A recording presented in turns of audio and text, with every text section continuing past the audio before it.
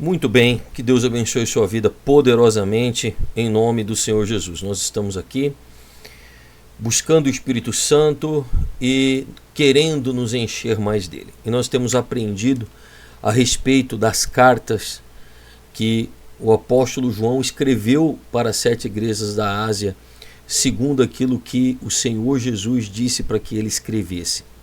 Então nós vamos ler agora a respeito da igreja que está em Pérgamo. O Senhor disse assim: ao anjo da igreja em Pérgamo, escreva: eis que diz aquele que tem a espada afiada de 2 gumes. Conheço onde você vive, é onde está o trono de Satanás.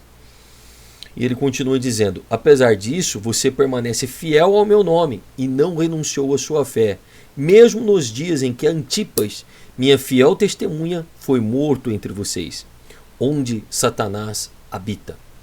No entanto, tenho contra você algumas coisas, que você tem aí pessoas que se apegam aos ensinos de Balaão, o qual ensinou Balaque a armar ciladas contra os israelitas, induzindo-os a comer alimento sacrificado a ídolos e praticar a imoralidade sexual. De igual modo, você tem também os que apegam aos ensinos dos nicolaítas. Portanto, arrependam-se, senão virei em breve até você e guerrearei contra eles, com espada da minha boca. Quem tem ouvidos, ouça o que o Espírito diz às igrejas. Aquele que vencer, darei do maná escondido. Também lhe darei uma pedra branca, com um novo nome escrito nela, conhecido apenas por aquele que a recebe. Então, nós sabemos que você pode atentar a estas cartas pelo conteúdo, ou seja, pelo lado histórico da igreja, né? Como a igreja ela seria desde o início até o final, que seria os últimos tempos agora. Então, o momento em que a igreja se tornou católica, o momento em que a igreja foi reformada, falando a respeito da igreja primitiva, os primeiros anos da igreja. Então nós temos 7 fases da igreja até agora, neste último tempo, que nós vivemos a igreja do arrebatamento, né? A igreja de Filadélfia, a igreja do arrebatamento.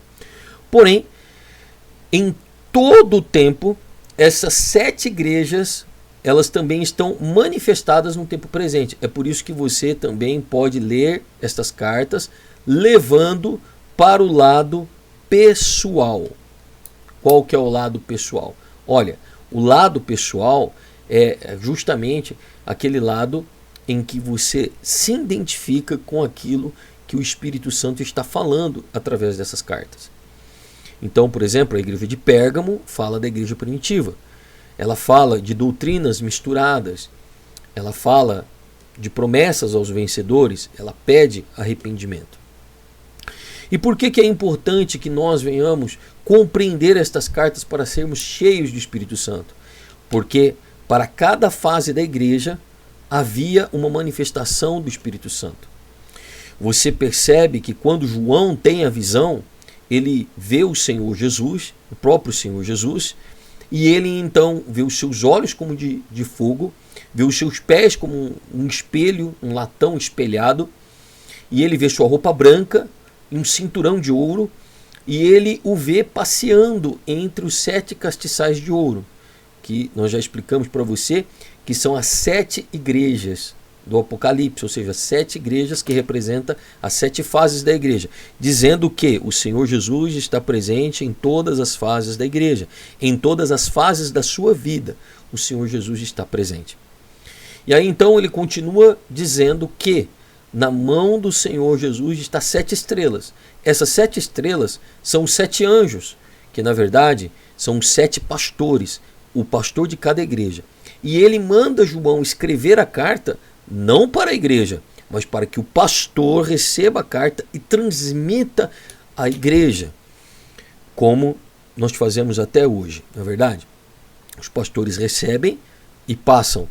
Então, as 7 estrelas, estando na mão do Senhor Jesus, representa que os pastores estão na direção de Deus, que os anjos da igreja estão na direção do Senhor Jesus. Mesmo que a igreja, de uma forma individual, seja rebelde, seja morna, seja morta, seja que mistura o mundo dentro dela, que aceita Jezabel, que é o mundo, que aceita Balaão, que é o espírito de contenda, que é o espírito de divisão dentro dela. Mesmo assim, os pastores estão na mão do Senhor Jesus. Ou seja, o controle está na mão do Senhor Jesus. A estrela, ela é um guia.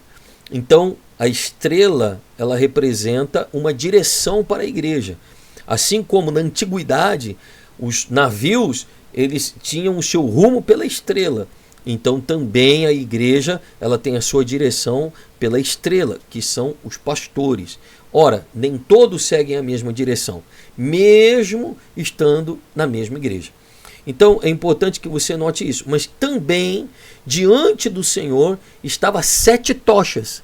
E essas 7 tochas representam os 7 Espíritos de Deus. É claro que não existe 7 Espíritos de Deus, mas existem o Espírito de fortaleza, o Espírito do Senhor, o Espírito de sabedoria, o Espírito de conhecimento, o Espírito de entendimento, que são as manifestações do Espírito em cada fase que a igreja está passando. Então, se a igreja ela está morna, ela precisa do Espírito do Senhor.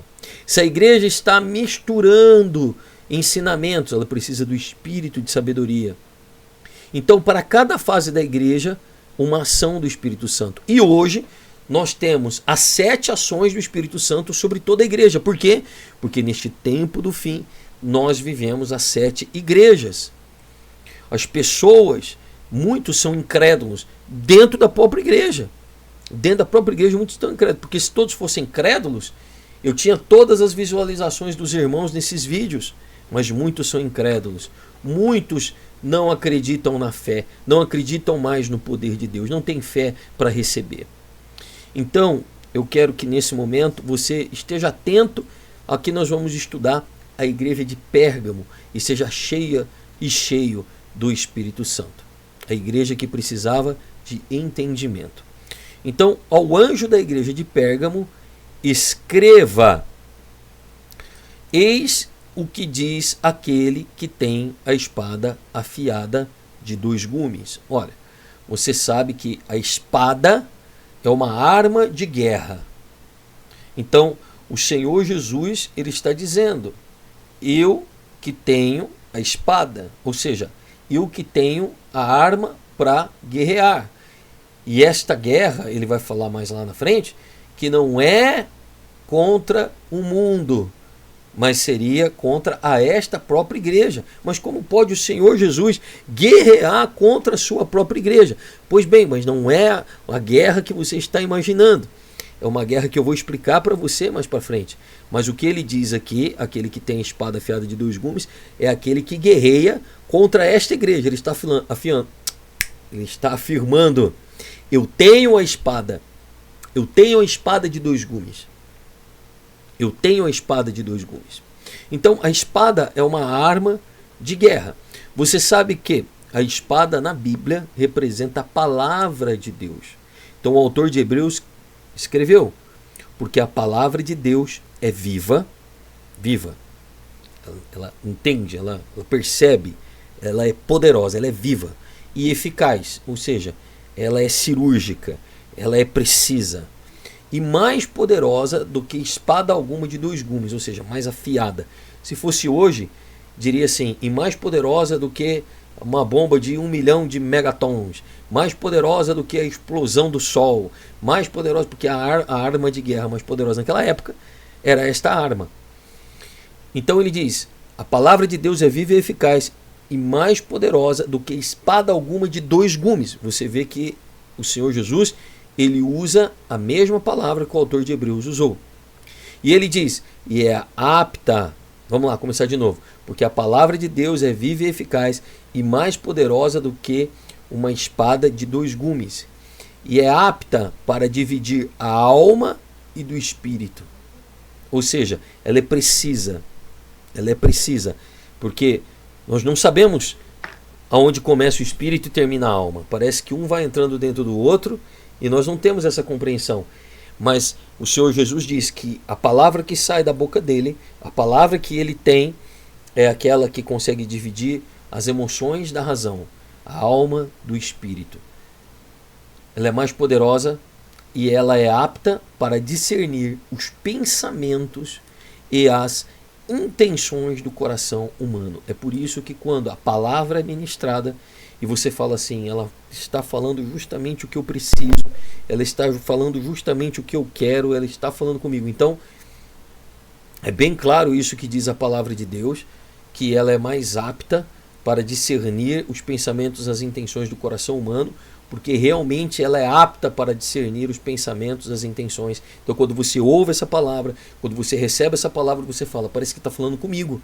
Essa palavra está falando comigo, tem tudo comigo. E aí seus olhos se abrem e você sabe a direção que você tem que tomar. Por quê? Porque ela é apta para discernir os pensamentos e as intenções do coração. Então ele diz que essa palavra, ela é afiada. A cidade de Pérgamo, amados, ela era uma cidade rica em uma cultura. Na verdade, ela tinha a segunda maior biblioteca do mundo. Ela só perdia para a biblioteca de Alexandria, no Egito. E, inclusive, ela queria ser a principal biblioteca do mundo na época. Então existia uma disputa entre a Turquia, entre Pérgamo e entre Alexandria e o faraó do Egito. Existia uma disputa. Então, a pessoa mais famosa, tão famosa quanto o faraó, era o bibliotecário. Era aquela pessoa que tomava conta da biblioteca de Alexandria. Então, o rei de Pérgamo decidiu um dia comprar o bibliotecário para fazer uma biblioteca ainda maior, ainda melhor do que a de Alexandria. E a história diz então que o faraó, sabendo disto, mandou prender o bibliotecário e disse, você não vai, nós é que teremos. E aí, por conta disso, o Egito parou de fornecer o papiro para Pérgamo. O papiro foi extraído da madeira, né, o ancestral do papel. Ele foi inventado pelos egípcios. E ele era vendido para as outras nações para que elas pudessem escrever. E aí, como eles não tinham como escrever mais, não tinham mais material para escrever, eles não teriam mais biblioteca, não seriam mais cultos, inteligentes. Então eles decidiram criar uma nova maneira para substituir o papiro. Então eles criaram o pergaminho. Pergaminho vem da palavra Pérgamo. E na verdade o que é o pergaminho? Ele é um rolo de couro de cabra, aonde que aceita a escrita. E muito mais eficaz, porque pode ser enrolado o pergaminho, né? Enquanto o papiro não, né? Ele não era tão enrolado assim, preservado quanto o pergaminho. Então, é muito interessante que esta cidade era uma cidade rica em conhecimento. Rica em conhecimento. E, por sua vez, a igreja também se aprofundava nos conhecimentos. Ela se aprofundava na inteligência.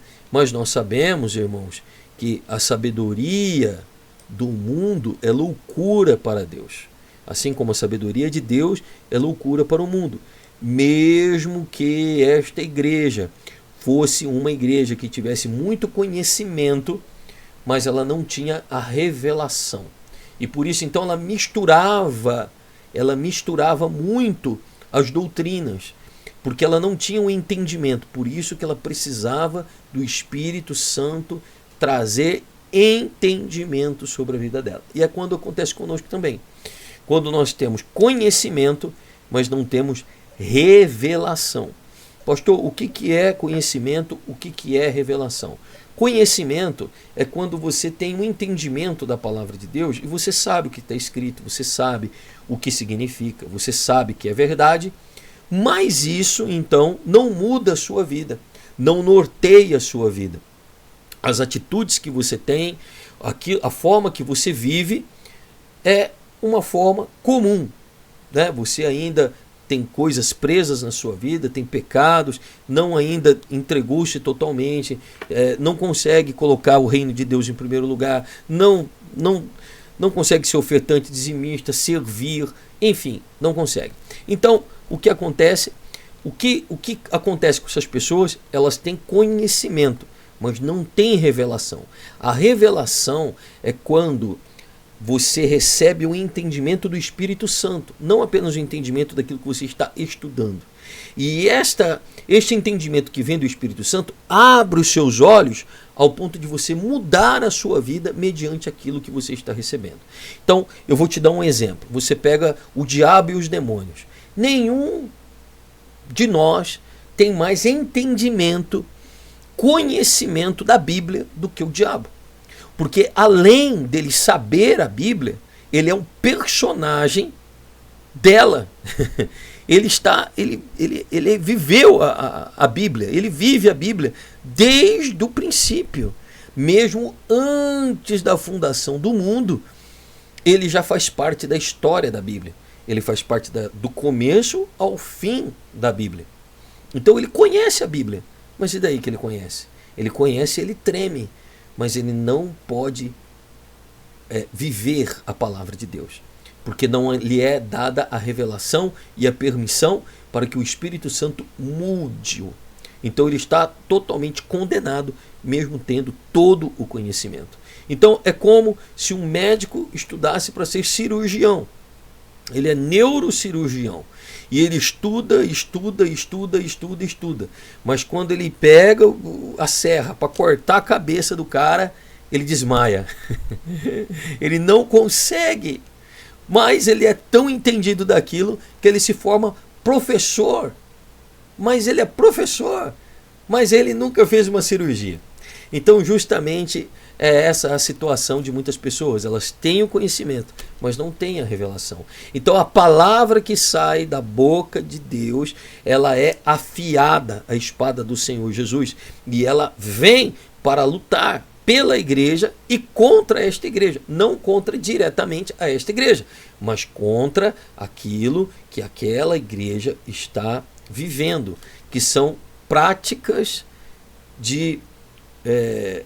erradas, ou seja, além da prática errada, o entendimento errado da palavra de Deus.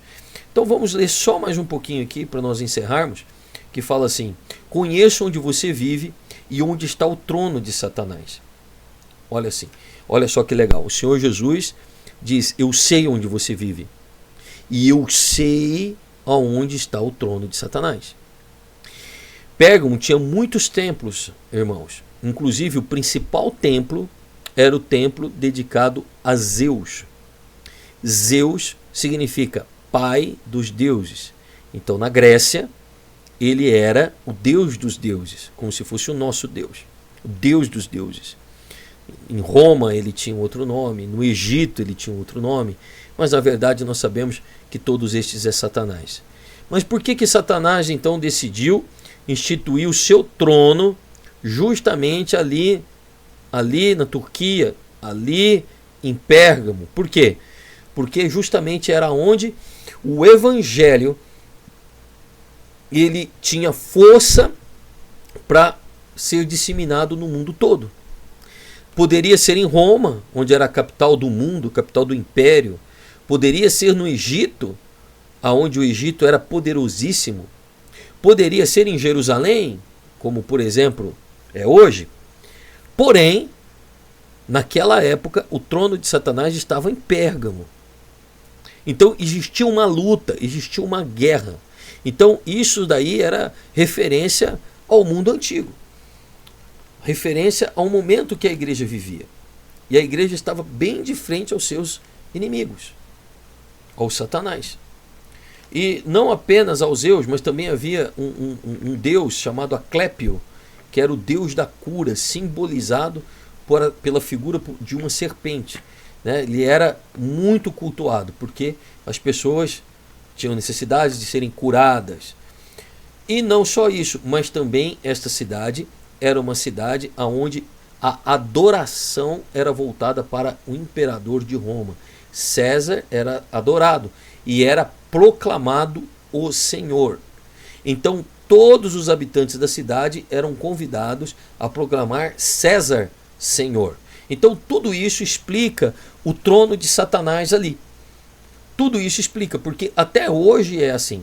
Você pega esta cidade, por exemplo, ela era uma cidade onde o homem se tornava o centro de todas as coisas.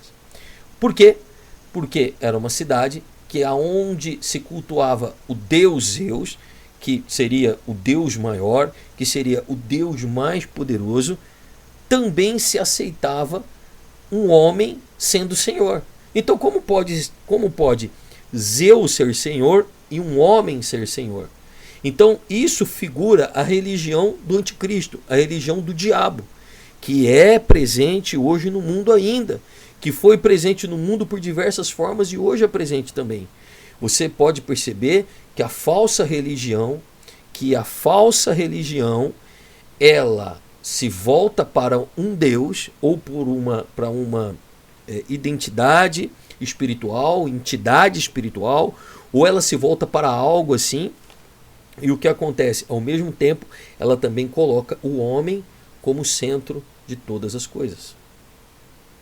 Então, essa cidade colocava César como centro, como o mais importante de todas as coisas. Então, é importante você compreender que essa religião fraca não conseguia colocar Zeus como Senhor, mas César era o Senhor. Não conseguia aclamar Zeus, o Deus dos deuses, para curar, mas se clamava a Asclépio, o Deus em forma de serpente, para curar. Então é importante que você note e que você perceba que hoje ainda é assim. A religião do mundo permite o homem ser o centro, mas o cristianismo não. Ele não permite que o homem seja o centro de todas as coisas, mas que Jesus seja o centro de todas as coisas. Então você percebe que essa igreja ela passava por uma série de enrascadas. Por quê? Porque apesar de ser uma igreja, ela não podia conclamar ou proclamar que César era o Senhor. Não também poderia adorar a Zeus. Então, de repente, os cristãos paravam de adorar, paravam de ir no templo, paravam de oferecer o alimento para poder comer aos deuses. Ele parava com tudo isso. E aí, então, essas pessoas começavam a ficar excluídas da sociedade. Então é importante que você note que hoje é a mesma forma. Não se pode adorar a dois deuses. Ou há de agradar a um e aborrecer ao outro. Quando você muda, quando você vem para Jesus, os seus amigos mudam, os seus familiares mudam, as pessoas do seu rol, elas mudam. Por que que elas mudam? Por que que elas se tornam diferentes? Porque agora você vem para Cristo. Tá certo? Então que Deus abençoe a sua vida em nome de Jesus. Amanhã nós vamos continuar falando de Pérgamo, né? Do pastor Antipas, que pela história foi morto dentro de um touro de metal, colocado fogo até fritá-lo vivo. Então amanhã nós vamos conhecer um pouquinho da história de Antipas e saber o que Deus tem para nós através da igreja de Pérgamo. Tá bom? Vamos orar? Vamos consagrar este momento, mas antes eu quero pedir para você curtir a nossa live e também compartilhar, tá bom?